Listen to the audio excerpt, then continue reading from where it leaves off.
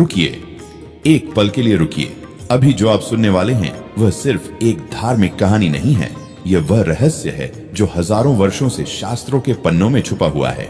गरुड़ पुराण में एक ऐसी बात कही गई है जिसे बहुत कम लोग समझ पाए हैं। क्या आपने कभी सोचा है कि जब किसी घर में बेटी जन्म लेती है तो वह सिर्फ एक बच्ची का जन्म नहीं होता, वह भगवान का चयन होता है। लेकिन सवाल ये है, भगवान किसे चुनते हैं? किस पिता को, किस माँ को, किस आंगन को? और सबसे बड़ा प्रश्न, क्या आपका घर उस चयन के योग्य है? गरुड़ पुराण कहता है कि हर आत्मा अपने कर्मों के अनुसार जन्म लेती है और बेटी का जन्म साधारण नहीं होता। आज हम उस रहस्य को खोलेंगे जो बताता है बेटियां किन घरों में जन्म लेती हैं, क्यों जन्म लेती हैं और उनके आने से भाग्य क्यों बदल जाता है। वीडियो अंत तक जरूर देखिए, क्योंकि अंत में जो सत्य सामने आएगा वह शायद आपकी सोच हमेशा के लिए बदल देगा। अभी जो मैं आपको बताने वाला हूँ यह किसी धर्म ग्रंथ की सामान्य बात नहीं है, ये वह सत्य है जो हजारों साल से छुपा था गरुड़ पुराण के उन पन्नों में जिन्हें बहुत कम लोगों ने समझा। क्या आप जानते हैं, जब किसी घर में बेटी जन्म लेती है तो वह घटना नहीं होती, वह चयन होता है, भगवान का चयन।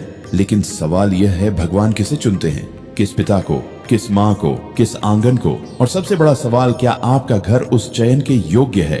आज हम गरुड़ पुराण के उन रहस्यों को खोलेंगे जो बताते हैं बेटियां किस घर में जन्म लेती हैं, क्यों लेती हैं और उनके जन्म का आपके भाग्य से क्या संबंध है। यह वीडियो अंत तक देखिए, क्योंकि जो सत्य सबसे अंत में आएगा वह शायद आपकी जिंदगी का नजरिया बदल दे। मित्रों, हम सब जानते हैं कि दुनिया में हर दिन लाखों बच्चे जन्म लेते हैं, लेकिन क्या आपने कभी सोचा कोई बच्चा इसी घर में क्यों जन्मा, इसी माँ की कोख में क्यों आया, इसी पिता का बच्चा क्यों बना? आधुनिक विज्ञान कहता है यह जैविक प्रक्रिया है, लेकिन गरुड़ पुराण कहता है जन्म केवल शरीर का नहीं होता, जन्म आत्मा का होता है। और आत्मा वहां नहीं जाती जहां जगह हो, वह जाती है जहां उसका उद्देश्य हो, जहां उसका संबंध हो। गरुड़ पुराण में यमराज और गरुड़ के बीच एक संवाद है। उसमें बताया गया है कि मृत्यु के बाद आत्मा की यात्रा कैसे होती है, उसके कर्मों का हिसाब होता है और फिर वह तय होता है अगला जन्म कहाँ होगा। ये कोई लॉटरी नहीं है, ये कर्म का गणित है। तो जब किसी घर में बेटी जन्म लेती है वह भी इसी गणित का परिणाम है। वह आत्मा जो बेटी बनकर आई उसने खुद उस घर को चुना, या यूं कहें उस घर के कर्मों ने उस आत्मा को आकर्षित किया। जैसे चुंबक लोहे को खींचता है, वैसे ही पवित्र घर की ऊर्जा पवित्र आत्मा को खींचती है। और यही कारण है कि कुछ घरों में बेटी आते ही माहौल बदल जाता है, रुका हुआ भाग्य चल पड़ता है, पिता का कठोर दिल पिघल जाता है। ये संयोग नहीं है, यह ऊर्जा का परिवर्तन है। हम सदियों से सुनते आए हैं बेटी लक्ष्मी होती है, लेकिन क्या हमने कभी सोचा कि यह बात कहां से आई? गरुड़ पुराण और देवी भागवत दोनों में एक बात स्पष्ट है, लक्ष्मी केवल धन की देवी नहीं है, लक्ष्मी संतुलन की देवी है, समृद्धि की देवी है, चेतना की देवी है। और लक्ष्मी वहां आती है जहां पहली बात सम्मान हो। लक्ष्मी उस घर में नहीं टिकती जहां अपमान हो, जहां क्रोध हो, जहां स्वार्थ हो। दूसरी बात शुद्धता हो, मन की, विचार की, आचरण की।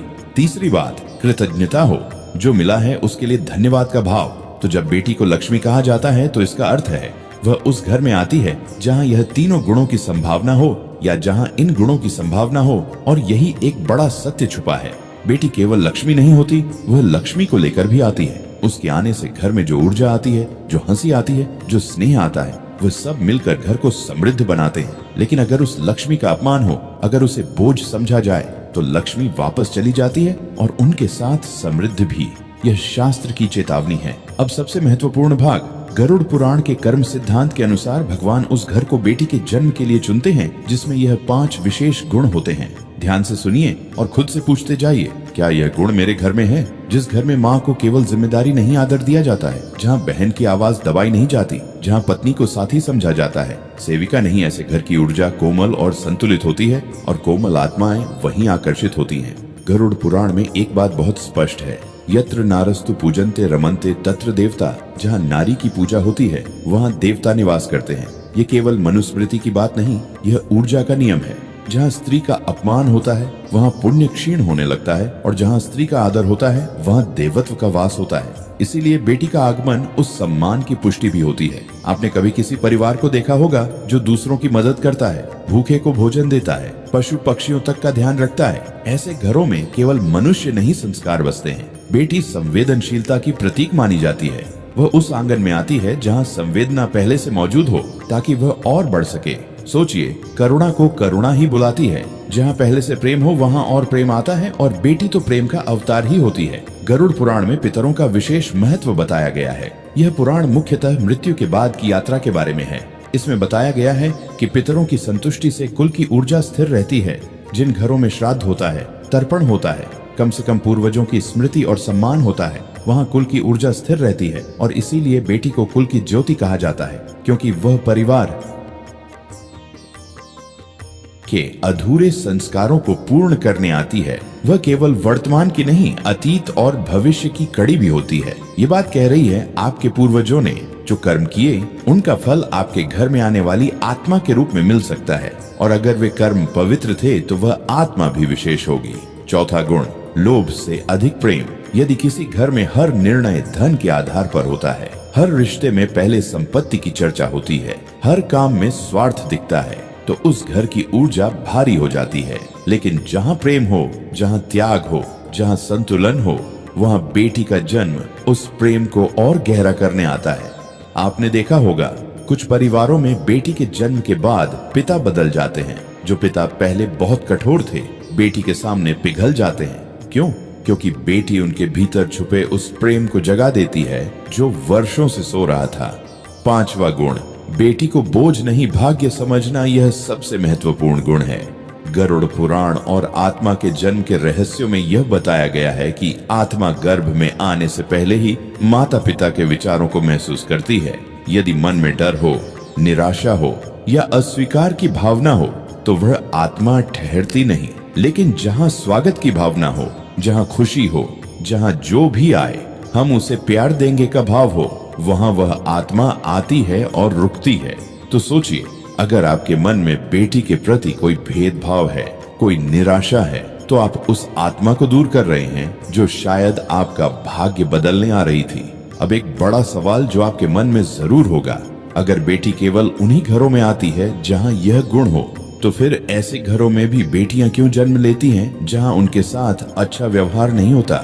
ये प्रश्न बहुत महत्वपूर्ण है और इसका उत्तर गरुड़ पुराण में मिलता है। कभी कभी बेटी उस घर में जन्म लेती है जहां वह परिवर्तन बनकर आती है।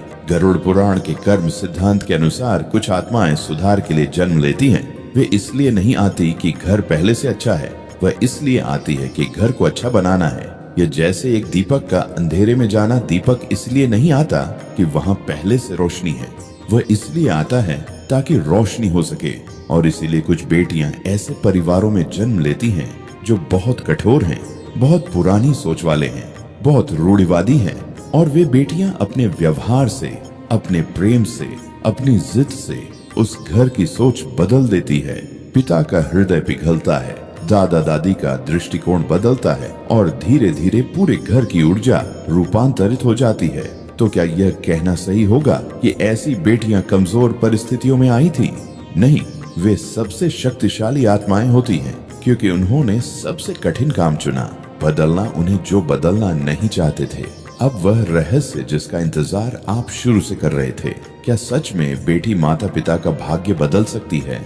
गरुड़ पुराण के कर्म सिद्धांत के अनुसार कोई भी आत्मा बिना कारण किसी परिवार में जन्म नहीं लेती। हर जन्म एक ऋण है, एक संबंध है, एक अधूरी यात्रा का परिणाम है।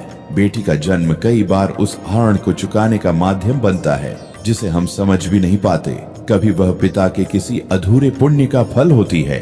उस पिता ने शायद किसी पिछले जन्म में किसी की मदद की थी, किसी कन्या का संरक्षण किया था और उसी का फल इस जन्म में उसकी अपनी बेटी के रूप में लौटा। कभी वह माँ की किसी पूर्व जन्म की तपस्या का उत्तर होती है और कभी वह स्वयं उस परिवार की परीक्षा बनकर आती है। अब सुनिए सबसे गहरी बात। गरुड़ पुराण में यह भी बताया गया है कि जब कोई शुभ आत्मा जन्म लेती है तो वह अपने साथ अपने संचित पुण्यों की तरंग भी लाती है। वह तरंग केवल उसके जीवन को नहीं, पूरे परिवार की दिशा को प्रभावित कर सकती है। इसीलिए आपने देखा होगा कुछ घरों में बेटी के जन्म के बाद रुका हुआ काम चल पड़ता है, आर्थिक स्थिति सुधरने लगती है, घर में अधिक शांति महसूस होती है। लोग इसे संयोग कहते हैं, शास्त्र इसे ऊर्जा का परिवर्तन मानते हैं। और यहाँ एक और सत्य है, हर परिवर्तन तुरंत दिखाई नहीं देता। कभी कभी बेटी का जन्म परिवार के भीतर छिपी कठोरता को उजागर कर देता है। जो सोच वर्षों से भीतर दबाई गई थी वह सामने आ जाती है। यह नकारात्मक नहीं होता है, यह शुद्धिकरण होता है। जैसे जब घाव को साफ किया जाता है तो दर्द होता है, लेकिन वह दर्द ठीक होने की प्रक्रिया है। बेटी का कोमल स्पर्श भी कभी कभी ऐसा ही होता है। गरुड़ पुराण में आत्मा की यात्रा का जो वर्णन है वह अद्भुत है। यह पुराण बताता है कि मृत्यु के बाद आत्मा कई पड़ावों से गुजरती है। उसके कर्मों का आकलन होता है और फिर वह अगले जन्म की तैयारी करती है। और यह बात बहुत गहरी है। संभव है कि वही आत्मा जिसने किसी जन्म में पिता का रूप लिया था, अगले जन्म में बेटी बनकर लौटे ताकि संबंध का संतुलन स्थापित हो सके। जरा सोचिए, वह बेटी जो आपकी गोद में खेल रही है, हो सकता है किसी जन्म में वह आपकी माँ रही हो, या आपका पिता, या आपका सबसे प्रिय मित्र। आत्माएं बदलती नहीं, रूप बदलते हैं। और इसीलिए कहा जाता है बेटी केवल वर्तमान की संतान नहीं, वह आत्मा की यात्रा का विस्तार है। अब एक प्रश्न जो आपको झकझोर देगा, यदि बेटी का जन्म कर्मों से जुड़ा है, यदि वह अपने साथ पुण्य और उद्देश्य लेकर आती है, तो क्या उसे कमतर समझना स्वयं अपने भाग्य को कमतर समझना नहीं है? जब आप बेटी को अस्वीकार करते हैं तो आप उस पुण्य को अस्वीकार करते हैं जो उसके साथ आया था। उस ऊर्जा को अस्वीकार करते हैं जो आपके घर को बदल सकती थी। यह केवल सामाजिक बुराई नहीं है, यह आध्यात्मिक मूर्खता है। अब वह रहस्य जो बहुत कम लोग जानते हैं। गरुड़ पुराण के कर्म सिद्धांत के अनुसार हर आत्मा अपने साथ 3 चीजें लेकर आती है। पहली पूर्व जन्म के संस्कार, दूसरी अधूरे कर्म, तीसरी एक उद्देश्य। और यह तीनों चीजें उस बच्चे के स्वभाव, रुचि और संघर्ष में दिखती है। वह बेटी जो बचपन से ही सबकी मदद करती है, शायद वह करुणा का संदेश लेकर आई है। वह बेटी जो हर मुश्किल में डटी रहती है, शायद वह परिवार को साहस सिखाने आई है। वह बेटी जो सवाल पूछती रहती है, पुरानी बातों को चुनौती देती है, शायद वह परिवर्तन का दूत बनकर आई है। और कभी कभी वह बेटी जो बहुत कम उम्र में चली जाती है, वह भी एक संदेश देकर जाती है। वह संदेश जो शायद शब्दों में नहीं कहा जा सकता, लेकिन जो परिवार की आत्मा में हमेशा के लिए उकेर जाता है। मैं जानता हूं यह सुनना कठिन है, लेकिन गरुड़ पुराण का यही सत्य है। हर जन्म उद्देश्यपूर्ण है, हर आत्मा महत्वपूर्ण है, हर आत्मा महत्वपूर्ण है। अब हम उस अंतिम और सबसे गहरे प्रश्न पर आते हैं। क्या बेटी का जन्म केवल कृपा है या वह एक आध्यात्मिक जिम्मेदारी भी है? गरुड़ पुराण का उत्तर स्पष्ट है। दोनों। जब कोई शुभ आत्मा किसी घर में जन्म लेती है तो वह केवल सुख देने नहीं आती, वह उस घर की चेतना को ऊंचा उठाने आती है। उसके लिए परिवार का दायित्व है उसे शिक्षा देना, उसे सुरक्षा देना, उसे स्वतंत्रता देना, उसे सम्मान देना।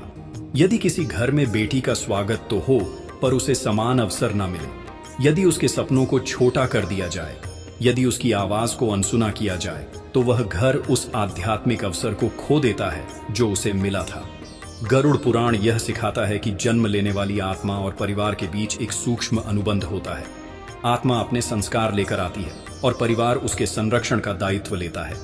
यह संबंध केवल पालन पोषण का नहीं, यह आत्मा के विकास का भी है।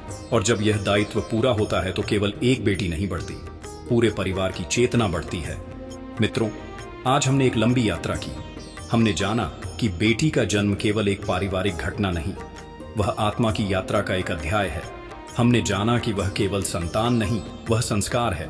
वह केवल रिश्ता नहीं, वह ऊर्जा है।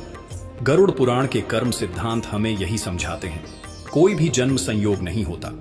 हर आत्मा अपने पूर्व कर्मों और उद्देश्य के अनुसार घर चुनती है। और जब बेटी जन्म लेती है तो वह अपने साथ एक अवसर लेकर आती है, प्रेम बढ़ाने का, सोच बदलने का और परिवार को भीतर से मजबूत करने का। बेटी का सम्मान करना केवल शब्दों से नहीं होता, उसे शिक्षा देना, उसे निर्णय लेने का साहस देना, उसे समान अधिकार देना, उसके सपनों को अपना सपना समझना, यही सच्चा आदर है। और जहां यह आदर होता है वहां केवल एक बेटी नहीं बढ़ती, पूरे परिवार की किस्मत बढ़ती है। यदि आपके घर में बेटी है तो समझिए भगवान ने आपको चुना है। यदि नहीं है तो हर बेटी को वह सम्मान दीजिए जो उसे मिलना चाहिए, क्योंकि जहां नारी का आदर होता है वहीं जीवन में संतुलन और शांति स्थिर होती है। बेटी भगवान का उपहार है और उस उपहार की रक्षा और सम्मान हमारी जिम्मेदारी। अगर इस कथा ने आपके दिल को छुआ हो तो एक काम कीजिए, यह वीडियो उस इंसान को भेजिए जिसे यह सुनना जरूरी है। चैनल को सब्सक्राइब कीजिए और नीचे कमेंट में लिखिए, बेटी मेरा वरदान है। मिलते हैं अगले रहस्य में। जय श्री हरि।